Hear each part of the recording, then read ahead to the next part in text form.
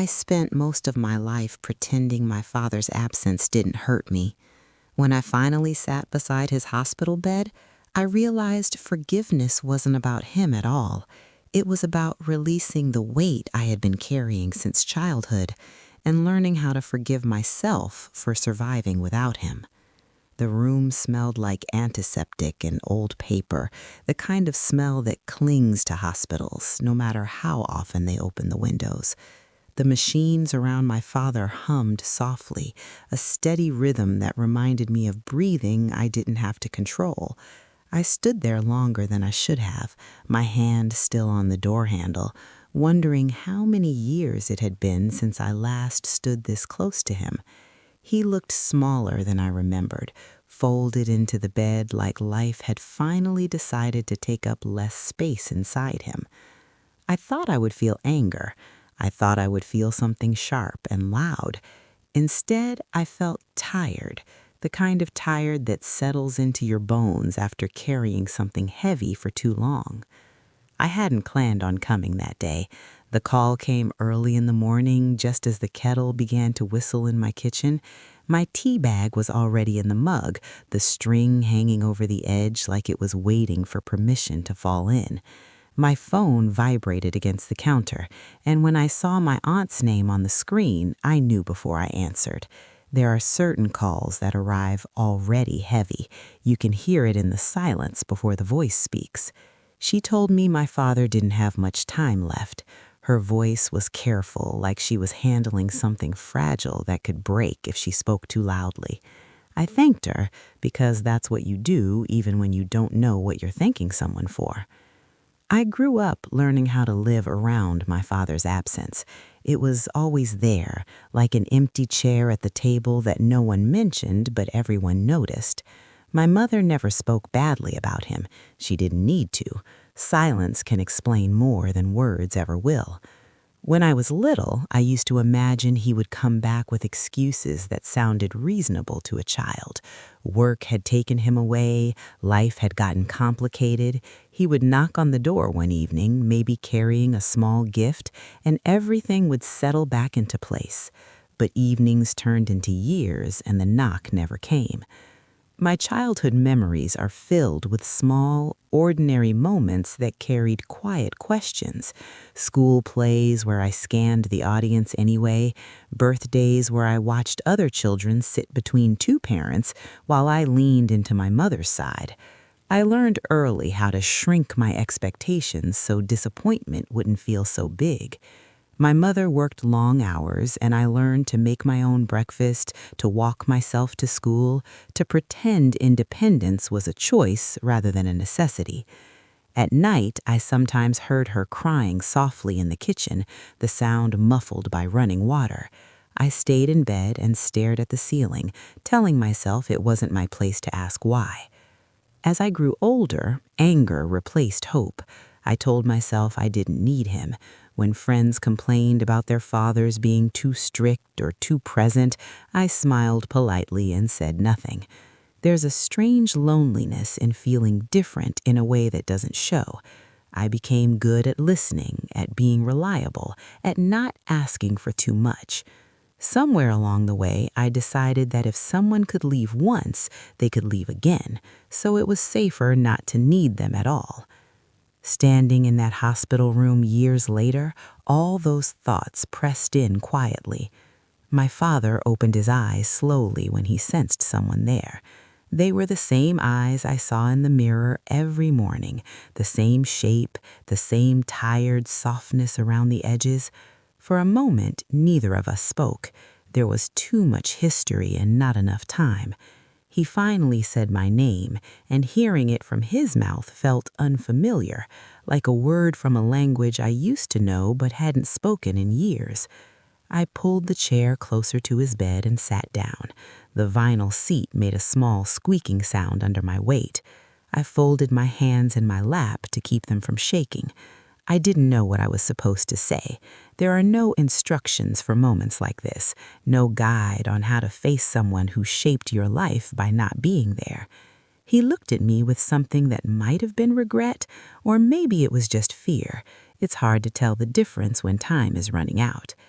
As he talked, his voice was weak but steady. He spoke about ordinary things at first, about the weather, about the nurses, about how quickly life had gone by. I listened, nodding occasionally, offering small responses when silence felt too heavy. Inside, memories surfaced without warning. The first time I fell and scraped my knee, the day I graduated and scanned the crowd one last time, even though I knew better. The nights I lay awake wondering what was wrong with me that made him leave. I realized then that I had been carrying those questions for decades. I had built a life, a career, relationships, all while holding on to a quiet belief that maybe I wasn't enough. That belief had shaped the choices I made and the ones I avoided. It had taught me how to survive, but it had also taught me how to stay guarded. As the afternoon light shifted across the room, my father reached out slowly, his hand trembling as it searched for mine. When our fingers touched, something inside me loosened just a little, not because everything was suddenly okay, but because I understood that this moment wasn't about settling scores. It was about deciding what I would carry forward and what I was finally ready to put down. The hospital room grew quieter as visiting hours thinned out, the hallway noises fading into a distant murmur. My father's breathing was uneven, shallow in places, like he was testing how much air he really needed. I watched his chest rise and fall and felt time stretching, slowing itself down to make room for words we had avoided for years. He squeezed my hand gently, not with strength, but with intention, as if he was afraid that if he let go, the moment would slip away with it.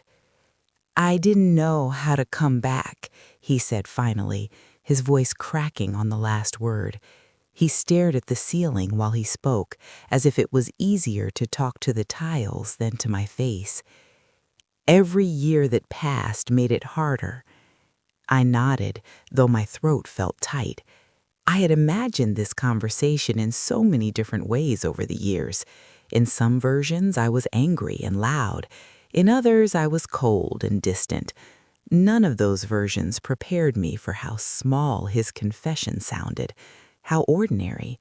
There was no dramatic explanation, no single moment that could explain away decades of accents, just fear and shame, and a long chain of choices made by someone who didn't know how to face the consequences.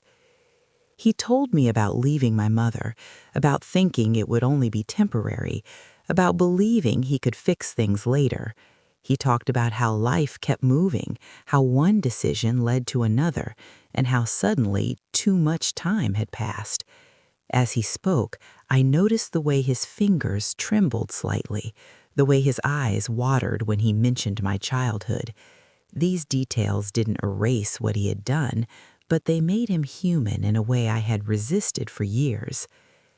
I thought about my mother, about the quiet strength she carried, about the way she never poisoned me against him even when she had every right to. She had taught me resilience without ever naming it. Sitting there, I realized forgiveness had already been modeled for me long before I understood what it meant. She forgave him in her own way, by choosing peace over bitterness, by building a life that didn't revolve around what she lost. My father paused, swallowing hard before turning his head to look at me. "I'm sorry," he said. The words were simple, almost fragile. I waited for something inside me to explode, for old anger to rush forward and demand more. Instead, I felt a strange calm settle in, not relief, not joy, just a quiet understanding that this apology, late as it was the only one he had to give. I told him I had spent years convincing myself I didn't need him. I admitted how hard it had been to trust people, how often I pulled away before anyone else could. I didn't accuse him. I didn't raise my voice. I spoke slowly, choosing honesty over drama. He listened without interrupting, his eyes fixed on mine, as if he was memorizing my face. When I finished, There was a long silence between us. The machines kept humming. Somewhere down the hall, a cart rolled past. Life continued, indifferent to our reckoning. Finally, I said the words I hadn't planned to say until they were already leaving my mouth. "I forgive you." My voice didn't shake. It felt steady, grounded, like I was stating a fact rather than making a promise. His eyes closed briefly, and when they opened again, there were tears sliding into the creases of his face. He whispered, "Thank you," over and over, like he was afraid the word might disappear if he stopped saying it. I squeezed his hand once more, feeling the weight of years lift just slightly from my chest. Forgiveness, I realized, wasn't a gift I was handing to him. It was something I was finally allowing myself to keep. After that day, I visited him every afternoon. We didn't talk about the past much. There wasn't a need. We spoke about small things instead. He asked about my work, my friends, the city I lived in. He listened with genuine interest, and I answered without the old guardedness. Sometimes we sat in silence, watching the light change, letting the presence of each other be enough. One evening, as the sun dipped low and painted the room in soft orange, he told me he was proud of me. The words landed gently, not with the force I had once imagined they would need to have. I accepted them quietly, feeling a warmth spread through me that had nothing to do with his approval and everything to do with my own acceptance. He passed away a few days later, early in the morning before I arrived. The call came as I was tying my shoes, my movements suddenly clumsy. At the hospital, the room felt emptier without him, the bed already stripped of sheets, the air too still. I stood there alone for a long time, my hands resting on the back of the chair where I had sat so often. Grief arrived softly, not as a sharp pain, but as a deep, steady ache. In the weeks that followed, I noticed changes in myself that surprised me. I slept better. I laughed more easily. Old memories no longer carried the same sting. I found myself reaching out instead of pulling away, trusting that not everyone leaves. Forgiving my father hadn't rewritten the past, but it had changed how I carried it. For the first time, I felt compassion for the younger version of myself who had done the best she could with what she had. I visited my mother one afternoon and told her everything. We sat at her kitchen table, the same one where she used to cry quietly when she thought I was asleep. She listened, her hands wrapped around a mug of tea, steam rising between us. When I finished, she smiled softly and said she was proud of me too. In that moment, I understood that forgiveness had a ripple effect, reaching places I hadn't expected. I began to see my life not as a series of wounds, but as a story of endurance. The absence that once defined me no longer had the final word. Forgiving my father allowed me to forgive myself for the years I spent feeling unworthy, for the walls I built to survive. It taught me healing doesn't require perfect endings, just honest ones. Sometimes, late at night, I still think about him. I think about the choices he made and the life he lived. I don't excuse what he did, but I no longer let it define me. Forgiveness didn't make me forget. It made me free. After my father's funeral, the world didn't pause the way I secretly expected it to. Cars still moved through intersections, stores opened and closed on schedule. People laughed in cafes while I stood at the edge of my own thoughts, holding grief that felt quiet but constant. The day itself had been small and understated, just as he would have wanted. A handful of relatives, a short service, polite condolences spoken in careful tones. I stood beside the grave and watched the coffin lower into the ground, surprised by how gentle the moment felt. There was sadness, yes, but there was also a strange sense of completion, like a long sentence finally ending. In the days that followed, memories began to surface in ways they never had before, not as sharp intrusions, but as soft reflections.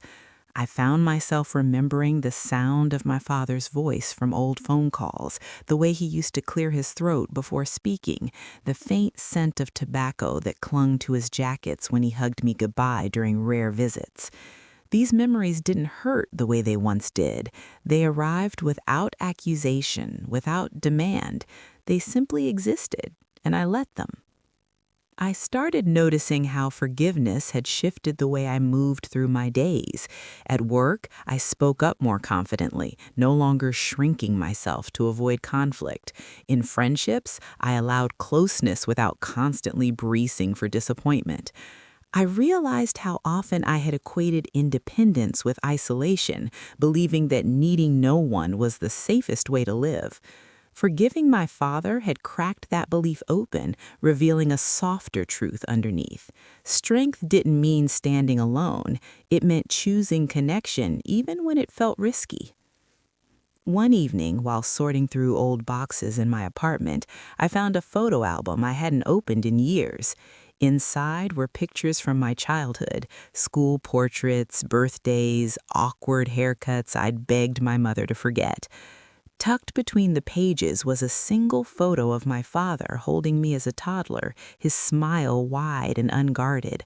I sat on the floor with that album in my lap, tracing the edges of the picture with my thumb. For the first time, I didn't feel the urge to question why that version of him disappeared. I accepted that he had existed, that he had loved me in his own imperfect way, and that his limitations were not a reflection of my worth.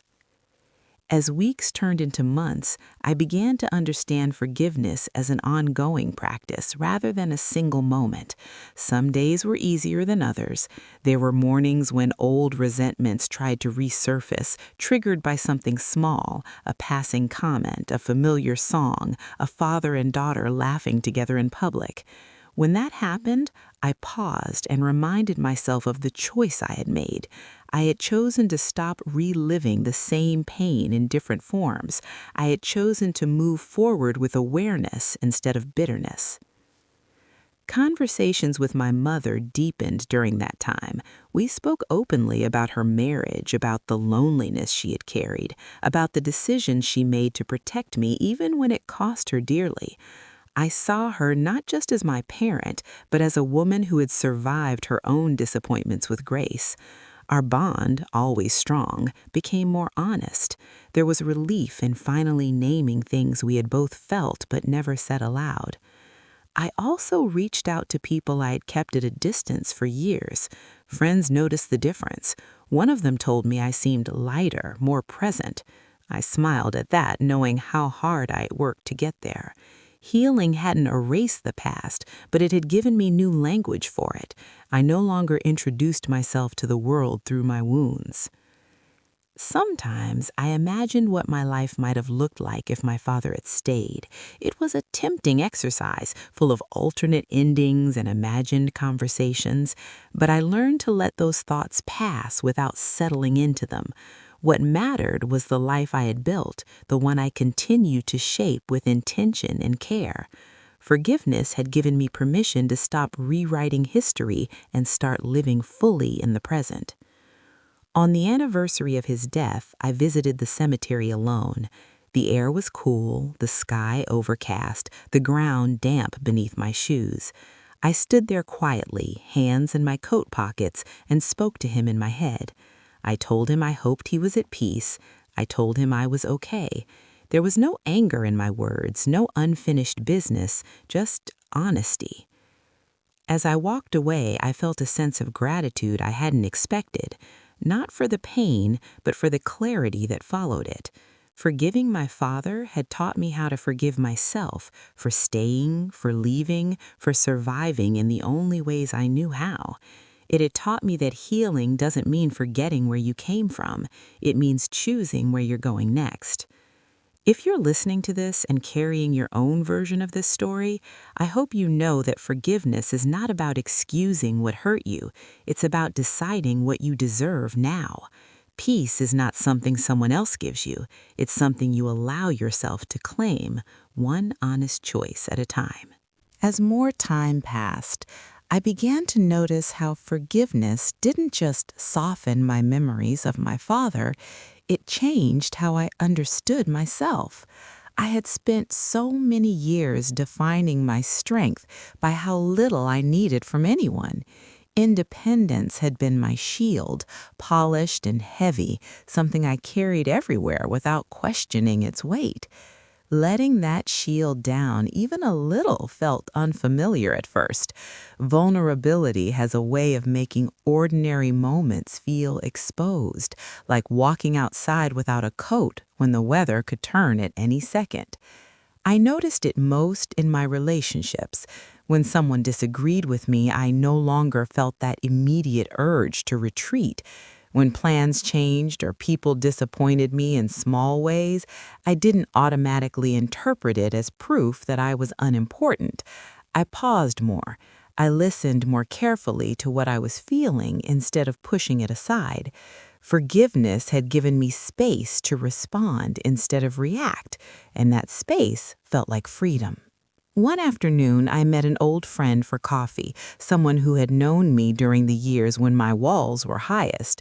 We sat near the window, sunlight filtering through the glass and warming the table between us. As we talked, she leaned forward and said gently that I seemed different, calmer.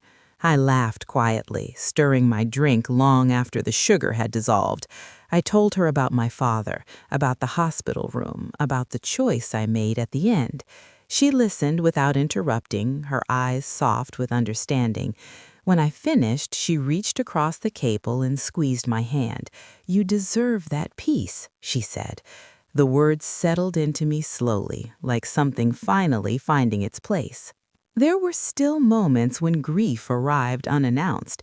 It showed up in dreams where my father and I talked the way we never did in real life, conversations filled with ease and laughter. I would wake with a tightness in my chest, a brief longing for something that could never exist. On those mornings, I let myself feel it without judgment. Healing didn't mean never hurting again. It meant trusting myself to carry the hurt without letting it consume me. I started writing more during that time, filling notebooks with thoughts I had once been afraid to voice. I wrote letters to my younger self, apologizing for the harshness I had turned inward, for the blame I carried quietly for years. I wrote about the ways I learned to survive and how those same strategies sometimes kept me from fully living. Putting those words on paper felt like an act of kindness, a way of acknowledging everything I had endured without minimizing it. My mother noticed the change too. During one of my visits, she watched me move around her kitchen, making tea the same way she used to when I was a child. She smiled and said there was a lightness about me she hadn't seen before. We sat together at the table, the familiar creak of the chairs grounding us in shared history. She told me she had always hoped I would one day feel free from the questions that followed me. Hearing that made something in my chest ease. I realized that forgiveness had given her peace as well, easing worries she had carried silently on my behalf. As the seasons shifted, I found myself more present in my own life. I noticed details I used to overlook: the sound of rain against my windows, the comfort of routine, the way laughter felt when it wasn't guarded. I said yes to invitations I might have declined before. I allowed myself to be seen, imperfect, and still worthy. The absence that once defined me had loosened its grip, no longer the loudest voice in my story. There was a moment months later when I was driving home late one evening, the road quiet and dark. A song came on the radio, one my father used to like. For a brief second, my hands tightened on the steering wheel, and I felt that familiar ache rise up. Then, just as quickly, it softened. I sang along quietly, my voice steady. Instead of pain, there was gratitude for the memory itself, for the fact that it could exist without breaking me. That was when I understood how far I had come. Forgiveness didn't rewrite my childhood. It didn't erase the years of confusion or the longing that shaped me. What it did was give me permission to stop punishing myself for something I never caused. It taught me that I could honor my experiences without staying trapped inside them, that I could acknowledge loss and still choose joy. I began to see my father not just as the man who left, but as someone who struggled with his own limitations, his own fears.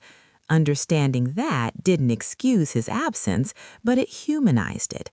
It allowed me to hold both truth and compassion at the same time, and in doing so, it taught me how to extend that compassion inward. If there's one thing this journey showed me, it's that forgiveness is rarely dramatic. It doesn't always come with grand gestures or perfectly timed apologies. Often it arrives quietly, in a hospital room, in a choice made at the edge of loss. It grows slowly through reflection, through honesty, through the courage to face what hurts without letting it define you. I carry my story differently now. It's no longer a burden I drag behind me. It's a part of me, woven into who I am, informing my empathy, my resilience, my capacity to love deeply. I am not the sum of what I was denied. I am the result of what I chose to do with it. When I think about my father now, I don't feel anger. I feel a gentle sadness tempered by acceptance. I feel proud of myself for showing up at the end, for speaking my truth calmly, for choosing peace when bitterness would have been easier. That choice changed the trajectory of my life in ways I am still discovering. If you're listening and wondering whether forgiveness is possible for you, know that it doesn't have to look like mine. It doesn't require reconciliation or forgetting. It only requires a willingness to stop letting the past dictate your future. You get to decide what you carry forward and what you finally lay down. There was a quiet confidence that began to settle into my days after that. Not loud or obvious, but steady.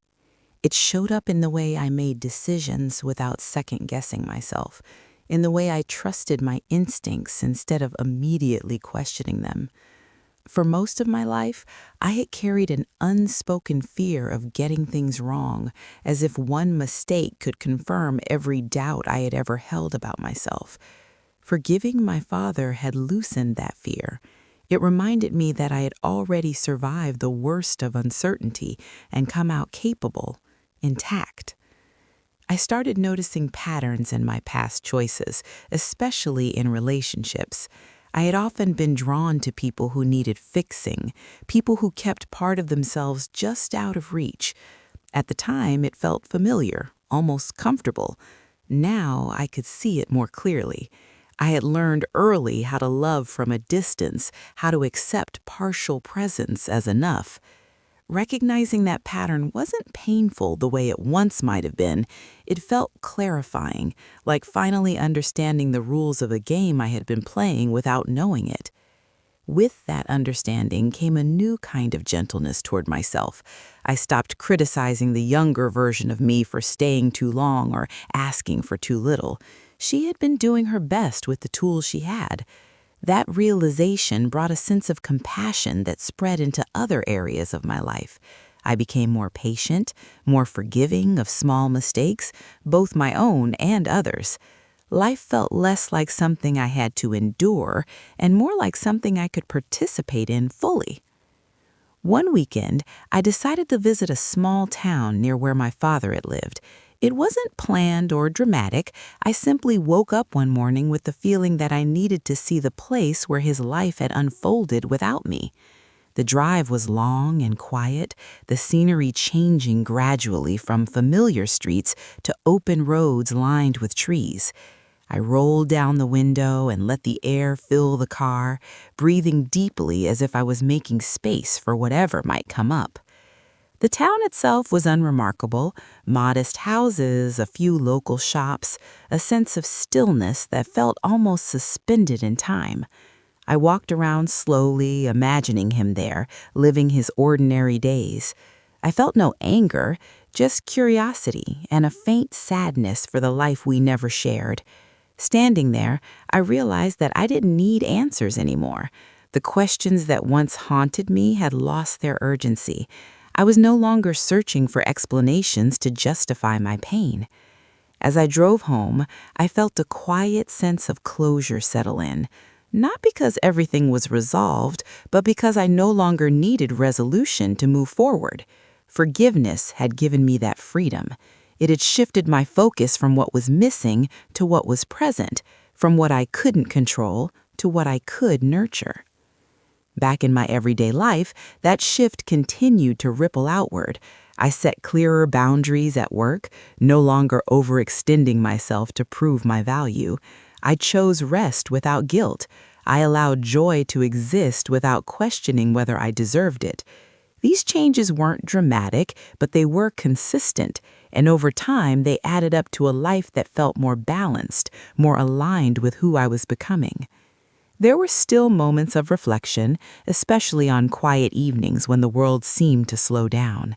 I would sit by the window, watching the city lights flicker on, thinking about the long journey it had taken to arrive at this sense of peace. I thought about how easily my story could have gone another way, how bitterness might have hardened me if I had let it. Choosing forgiveness hadn't been easy, but it had been necessary. I realized then that forgiving my father was also an act of trust. Trust in myself to handle the emotions that came with it, trust that letting go wouldn't erase my experiences or diminish their impact, trust that I could honor my past without being trapped by it. That trust became the foundation for everything that followed.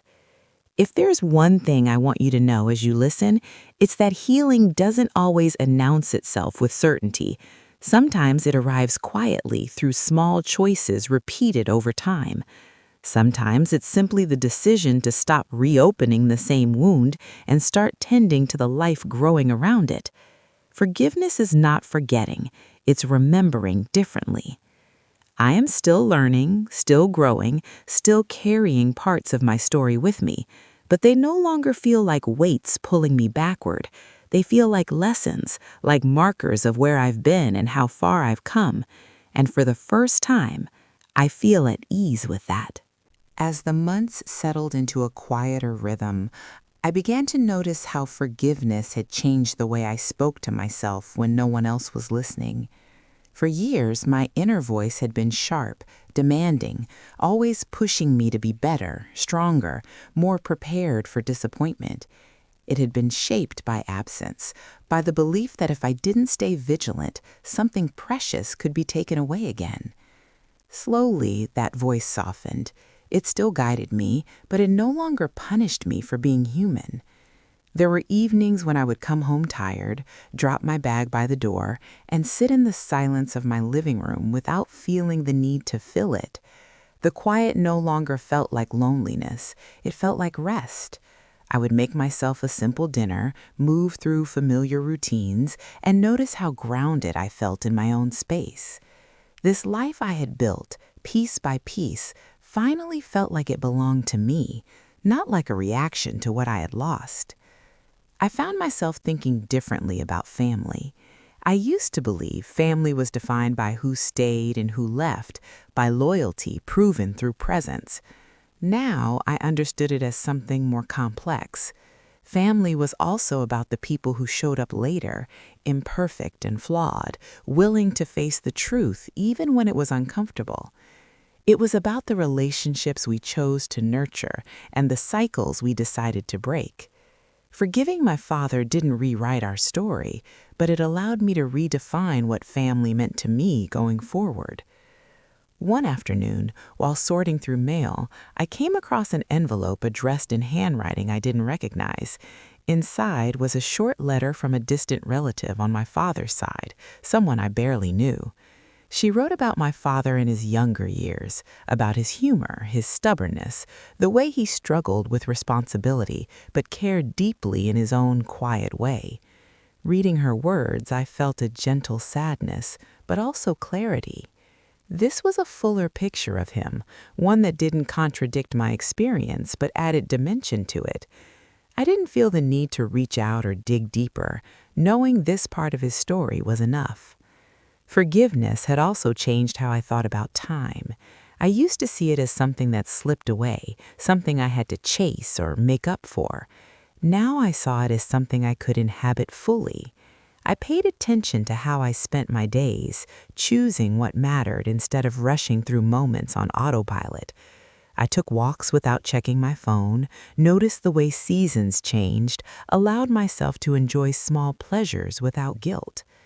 There was a moment during a family gathering when someone mentioned my father casually, not knowing the full story. I felt the familiar tightening in my chest, the instinct to brace myself. But then it passed. I answered simply, without defensiveness or bitterness. The conversation moved on, and I realized how far I had come. His name no longer carried the power to undo me.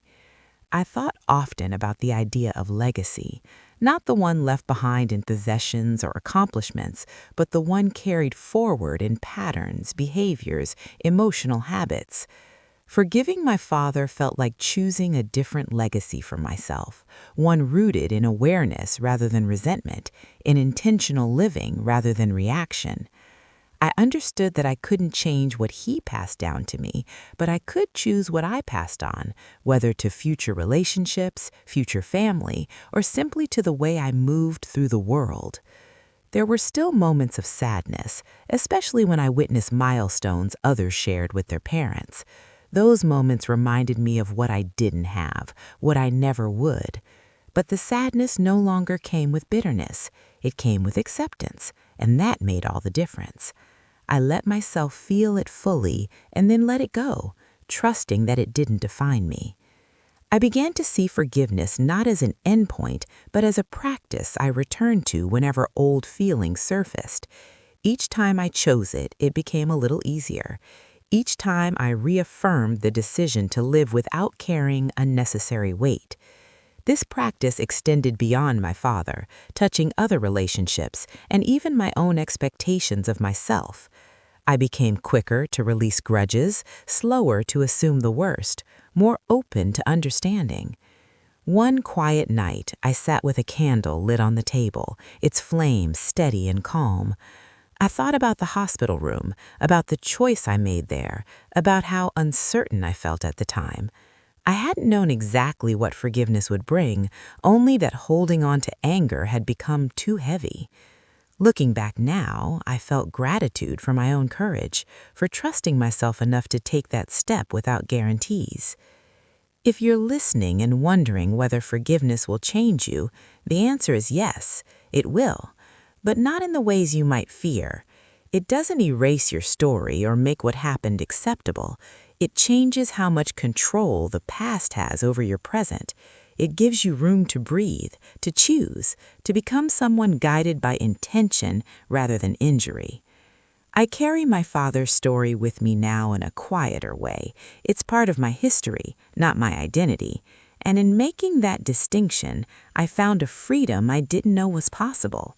I learned that forgiving him was never about absolving his mistakes. It was about allowing myself to live without their shadow. As another year unfolded, I became more aware of how often people carry invisible stories like mine. In conversations, I started hearing it in the pauses, in the way someone's voice would soften when family came up, or how quickly they changed the subject. Pain doesn't always announce itself. Sometimes it lives quietly behind competence and kindness. Recognizing that made me gentler, not only with myself, but with others. I listened differently, less eager to fix, more willing to simply be present. I noticed it especially with younger people in my life. When they talked about their fears or disappointments, I resisted the urge to offer neat lessons or reassurance. I remembered how lonely it felt to have someone smooth over pain that needed to be acknowledged. Instead, I let space exist. I learned that validation is sometimes the most healing thing you can offer, that being seen matters more than being solved. My relationship with my body changed too, in subtle ways.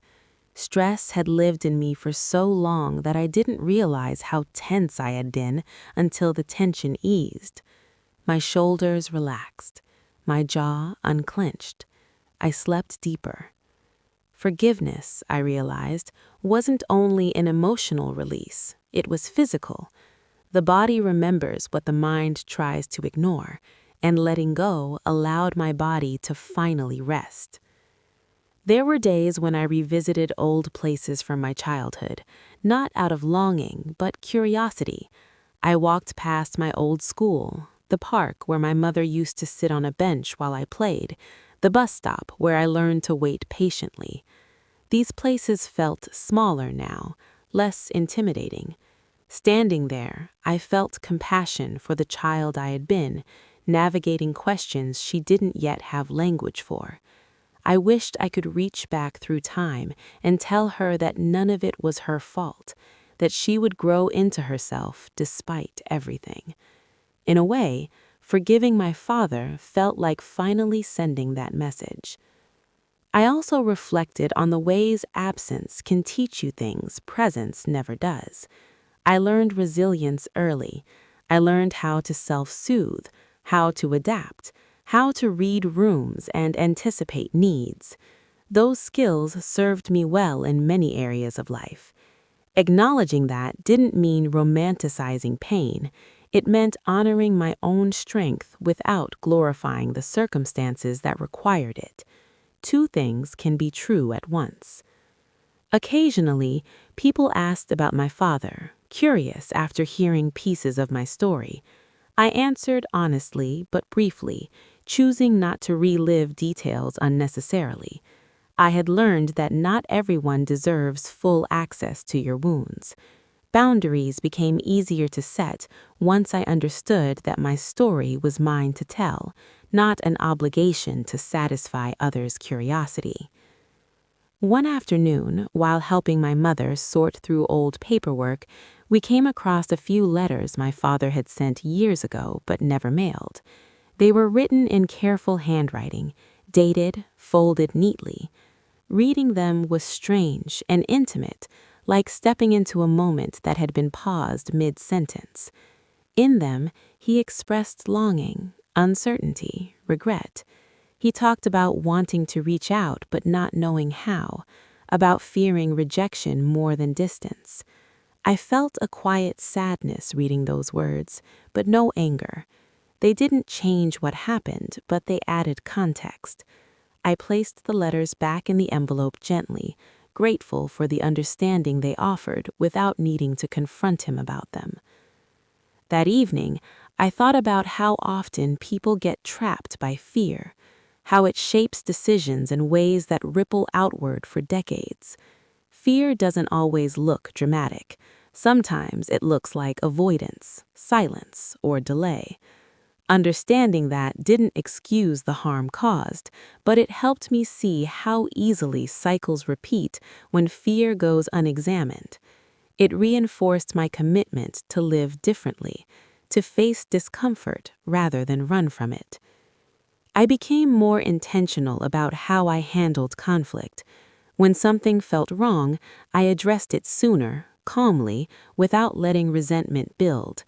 I trusted that my voice mattered, that expressing needs didn't make me difficult or demanding. This shift felt empowering, like reclaiming something I had unknowingly surrendered long ago. There were moments of gratitude that surprised me, small flashes of appreciation for the life I had built, for the peace I felt, for the ability to reflect without falling apart. Gratitude didn't erase grief, but it balanced it. It reminded me that life could hold complexity without collapsing under it.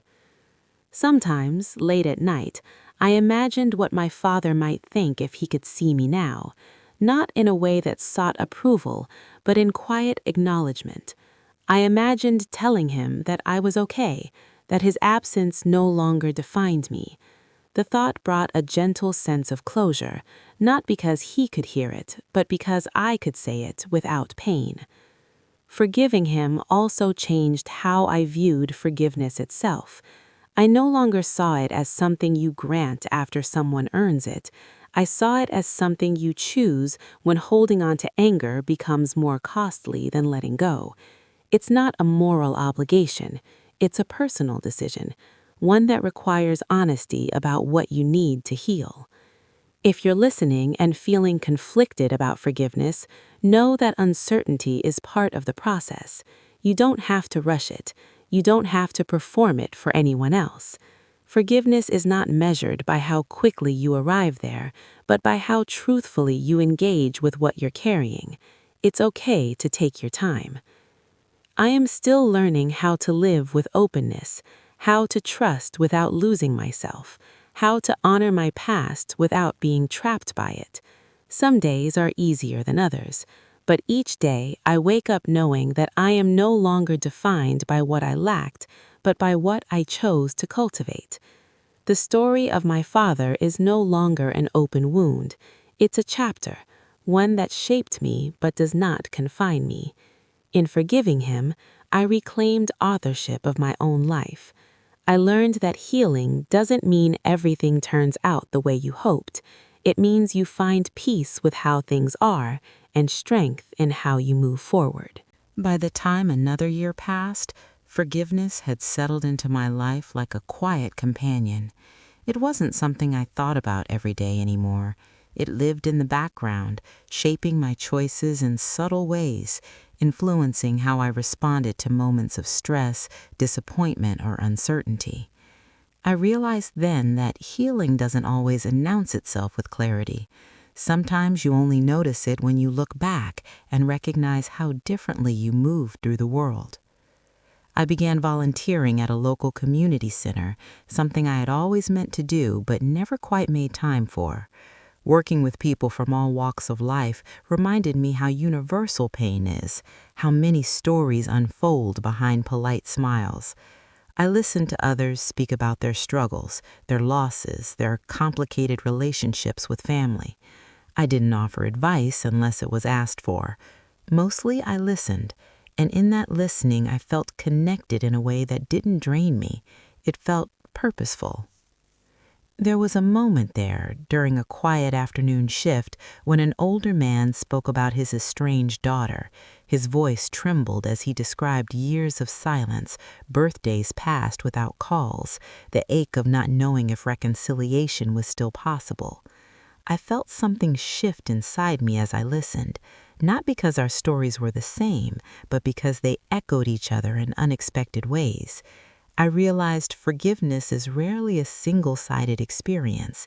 Even when one person chooses it, the impact ripples outward in ways we may never fully see. After that day, I found myself reflecting more deeply on empathy. Forgiving my father had opened a door to understanding others without immediately measuring their experiences against my own. I could hold space for their pain without needing to compare it or minimize it. This didn't make me naive or overly trusting. It made me discerning in a way that felt grounded rather than guarded. I noticed the change in how I handled conflict at work, too. When disagreements arose, I addressed them calmly, clearly, without carrying old fear into the present moment. I trusted my ability to navigate discomfort without shutting down. Colleagues responded differently to me as well, perhaps sensing the steadiness I carried. Mutual respect grew where tension once might have lingered. There were still times when the past surfaced unexpectedly. A familiar smell, a turn of phrase, a passing scene could bring memories rushing back, but instead of resisting them, I let them come and go. I learned that memories lose their power when you stop fighting them. They become information rather than threats, reminders of where you've been rather than warnings about what's to come. I spent more time alone in intentional ways, not out of withdrawal, but reflection. Long walks became a kind of meditation. I paid attention to my breath, to the rhythm of my steps, to the way thoughts arose and faded. These moments grounded me, reminding me that peace is often found in presence, not resolution. During one of those walks, I realized how much forgiveness had altered my relationship with control. I had spent years trying to control outcomes, emotions, relationships, believing that vigilance could prevent pain. Letting go of resentment taught me that control is an illusion and that true safety comes from trusting yourself to handle whatever arises. That trust felt like a quiet confidence, one that didn't depend on external validation. I thought again about my father, about the choices he made and the life he lived. I no longer needed to analyze them endlessly. Understanding had replaced speculation. Compassion had replaced judgment. His story remained incomplete, but so do many things in life. I accepted that not every question needs an answer to allow healing. As I grew more comfortable with this acceptance, I noticed how often people struggle with the idea that forgiveness somehow condones harm. I understood that fear intimately. For a long time, I believed holding on to anger was a form of self-protection, a way of honoring what I had lost. Letting go felt like a betrayal of my younger self. Now I knew better. Forgiveness didn't erase my pain. It honored it by refusing to let it dictate the rest of my life. I began speaking more openly about my journey when it felt appropriate, sharing not the details of my father's absence, but the lessons that followed. People responded with vulnerability of their own, often expressing relief at hearing a story that didn't promise quick fixes or perfect endings. It reminded me how powerful honesty can be when it's shared without agenda. One evening, sitting at home with a cup of tea growing cold in my hands, I reflected on how far I had come. The silence in the room felt companionable rather than heavy. I realized I no longer needed to fill space with noise or distraction. I was comfortable being present with myself, with my thoughts, with my memories. That comfort felt like a victory I had earned slowly, patiently. Forgiveness had taught me that healing isn't linear. There are days when old feelings resurface, when doubt creeps in quietly, but those days no longer undo me. They remind me to return to the practices that keep me grounded: reflection, honesty, compassion. Each return strengthens the path forward.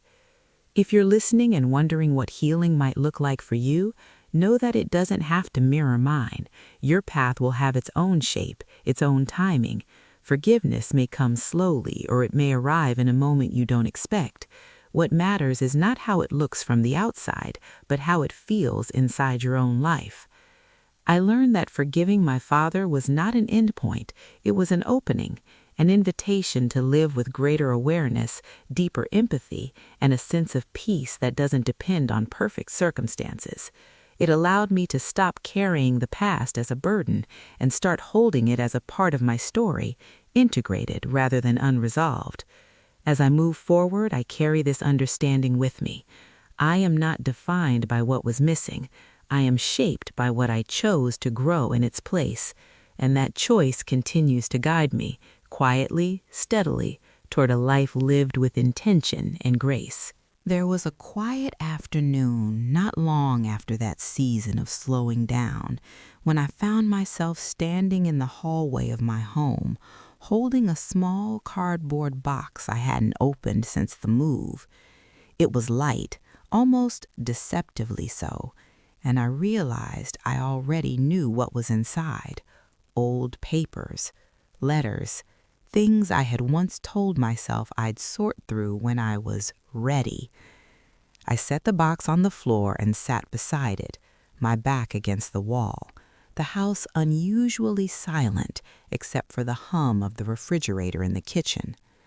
I wasn't nervous the way I used to be around reminders of him. I was curious. That felt new. Inside the box were fragments of a life lived around absence: school certificates with only one parent's signature, birthday cards written in my mother's careful handwriting, signed from both of them even when only one was there. A faded photograph of me at 5 years old, missing 2 front teeth, standing in a yard I barely remembered. On the back, in blue ink that had bled with time, was my father's handwriting. It wasn't an apology. It wasn't even sentimental. Just my name and the year. Still, my fingers lingered over the ink, tracing it as if it were a map. I didn't cry. That surprised me too. Instead, I felt a deep, steady ache, the kind that doesn't demand release. It simply exists, like a scar you forget about until the weather changes. I understood then that healing hadn't erased the wound. It had taught me how to live with it without letting it define the shape of my days. I gathered the papers slowly, intentionally. Some I kept, some I let go of. I wasn't preserving everything out of obligation anymore. I was choosing what deserved space in my life. That act, simple as it was, felt like another quiet reclamation. Later that week, I visited my mother. She had aged in the gentle way of someone who had carried responsibility without bitterness, though I knew the years hadn't been easy on her. We sat at her kitchen table, the same one I'd done homework at as a child, its surface worn smooth by time and use. The kettle whistled softly in the background. We talked about ordinary things at first: weather, neighbors, a recipe she'd been meaning to try. Then, without planning to, I mentioned my father. Not his absence, not his failures, just his name, spoken calmly like any other part of history. She looked at me for a long moment before responding. There was something like relief in her eyes, not because the past had been redeemed, but because it no longer needed to be protected from. "I always worried," she said quietly, "that what he did would break something in you." I reached across the table and took her hand. "It shaped me," I said, "but it didn't break me." That conversation stayed with me.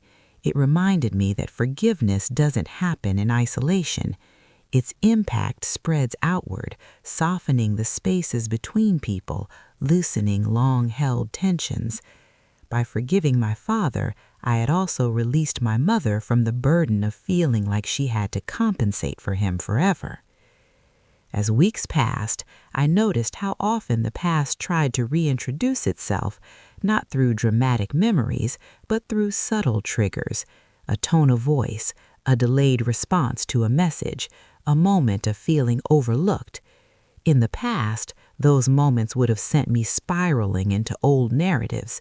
Now, I paused. I asked myself what was actually happening in the present, not what my history was trying to convince me was happening. That pause became my most powerful tool. It allowed me to separate old pain from current reality. It gave me choice, and with choice came a sense of agency I had spent years believing I didn't deserve. I thought about forgiveness often during my walks, not in a heavy way, but like a concept that continued to unfold. Forgiveness, I realized, wasn't about forgetting or excusing. It was about releasing myself from the role of the abandoned child who needed answers in order to move forward. I could acknowledge the harm without building my identity around it. There were still moments of sadness. Grief doesn't vanish just because understanding arrives. Some nights I lay awake thinking about the life that could have been different. But even then, the sadness felt honest, not consuming. It didn't carry the sharp edge of resentment. It felt like mourning something gently, with respect. I also began to see how forgiving myself was woven into all of this. For years, I had blamed myself for not being enough to make him stay, even though I knew logically that children don't cause abandonment. Letting go of that self-blame required the same compassion I had extended to him. It meant acknowledging that I had done the best I could with what I knew at the time. One evening, while organizing my bookshelves, I came across an old journal from my early 20s. I almost put it back, but something urged me to open it. The pages were filled with anger I barely recognize now. Accusations, questions, declarations of independence written in a shaky hand. Reading those words, I felt tenderness instead of embarrassment. That version of me had been trying to survive. She had been loud because no one had taught her how to be heard quietly. I closed the journal and placed it back on the shelf, not as a relic of shame, but as a marker of growth. I didn't need to disown that version of myself to honor who I had become. Forgiveness had also changed how I understood strength. I used to think strength meant enduring without feeling. Now I knew it meant allowing myself to feel without being ruled by those emotions. It meant choosing softness in a world that often rewards hardness. As I moved through my days, I carried this understanding with me, in conversations, in decisions, in moments of rest. I stopped measuring my worth by how much pain I could withstand. I started measuring it by how much peace I could protect. Sometimes people asked how I managed to forgive something so significant. I never had a simple answer. I usually said that forgiveness wasn't a favor I did for someone else. It was a boundary I set for myself, a decision to stop letting the past dictate the terms of my future. Looking back, I see now that forgiving my father before he died wasn't the end of the story. It was the beginning of a different relationship with myself, one rooted in honesty rather than longing, in acceptance rather than resistance.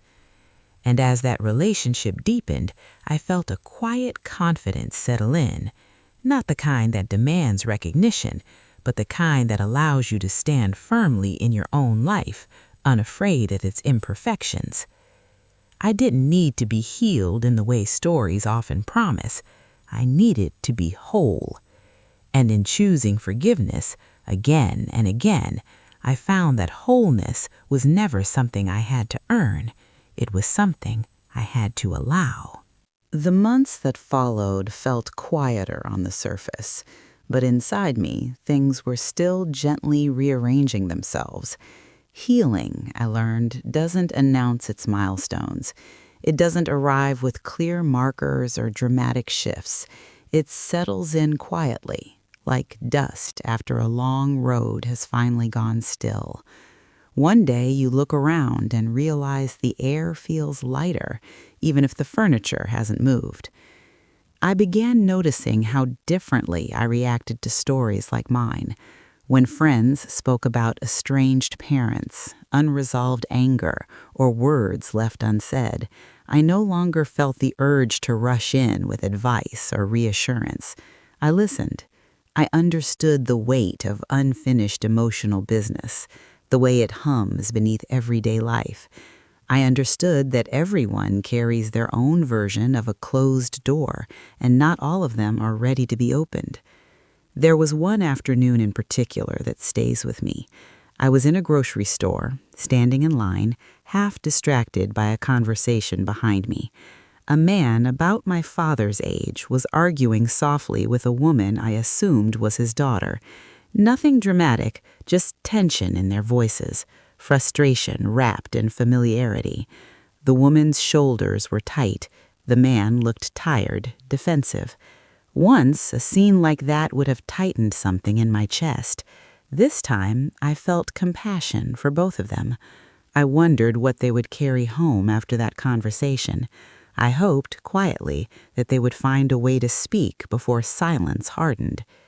That moment reminded me how forgiveness had widened my emotional range. I wasn't just less angry, I was more human, more able to see complexity instead of sides. At home, I started small rituals that grounded me. Morning tea by the window before the world demanded anything from me. Evening walks without music, just listening to my own footsteps and the distant sounds of other lives unfolding around me. These moments felt like conversations with myself, ones I had postponed for years while waiting for someone else to explain my story to me. Sometimes my father surfaced in my thoughts during those walks, not as a wound, but as a question. Who had he been before he failed us? What fears had shaped him? I didn't chase those questions aggressively. I let them exist without answers. I was learning that not every mystery needs resolution to stop hurting. One evening, I dreamed of him. It wasn't dramatic or symbolic. We were sitting at a table, not speaking. There was no apology, no confrontation, just presence. I woke up with a strange sense of calm. Dreams can be deceptive, but that one felt like my mind closing a loop it had been running for decades. I realized then that forgiveness had altered my inner dialogue. I no longer rehearsed imaginary conversations with him, trying to say the perfect thing. I no longer rewrote the past to see if a different version of me might have changed the outcome. I had finally stepped out of that endless rehearsal room. This shift began to influence my relationships in subtle ways. I spoke more honestly. I set clearer boundaries without guilt. I stopped over-explaining my needs out of fear that asking for too much would drive people away. Abandonment had taught me to be small. Forgiveness was teaching me to take up space. There were moments when old habits tried to resurface. A delayed reply would stir anxiety. A change of tone would trigger self-doubt. But now, instead of spiraling, I paused and reminded myself, this is not then, this is now. That simple distinction saved me more times than I can count. One afternoon, while sorting through mail, I found a medical bill addressed to my father, forwarded to me by mistake. For a brief second, irritation flickered. Then it passed. I placed it back in the envelope and redirected it without ceremony. It didn't feel like my responsibility, and I didn't feel guilty about that. Forgiveness hadn't turned me into a caretaker of consequences. It had simply freed me from carrying unnecessary weight. As time went on, I noticed something else changing, how I spoke to myself when I made mistakes. I was kinder, more patient. I stopped narrating my failures as proof of inadequacy. Instead, I treated them as information, as part of learning. That internal shift felt directly connected to forgiving myself for surviving the way I had. I used to believe self-forgiveness was indulgent, something you earned after making amends. Now I see it as essential. You cannot build a peaceful life on a foundation of constant self-punishment. Letting myself off the hook for things I did out of fear or ignorance felt radical at first. Then it felt necessary. There were evenings when I sat with that realization, hands wrapped around a warm mug, watching the sky dim.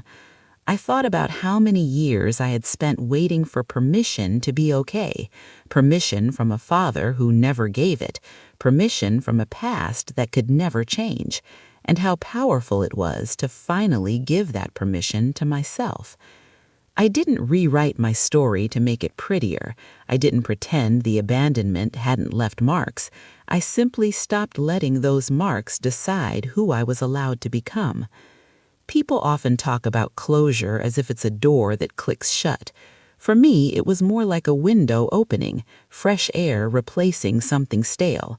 The room still looked the same, but it was easier to breathe. Forgiving my father didn't mean I approved of his choices. It meant I stopped using them as a mirror to evaluate my worth. It meant I could remember him without collapsing. It meant his absence no longer stood between me and my future.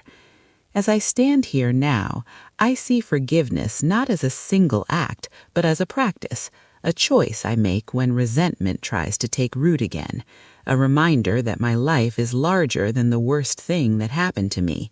And perhaps most importantly, forgiveness taught me that I don't need to be understood by everyone to live honestly. I don't need validation from the past to step fully into the present. I carry my story with me, but it no longer carries me. There came a morning when I woke up and realized I hadn't thought about my father in days. Not in avoidance, not in effort, just absence of preoccupation. At first, that realization startled me. For so long, his presence in my mind had been constant, like background noise I'd grown used to.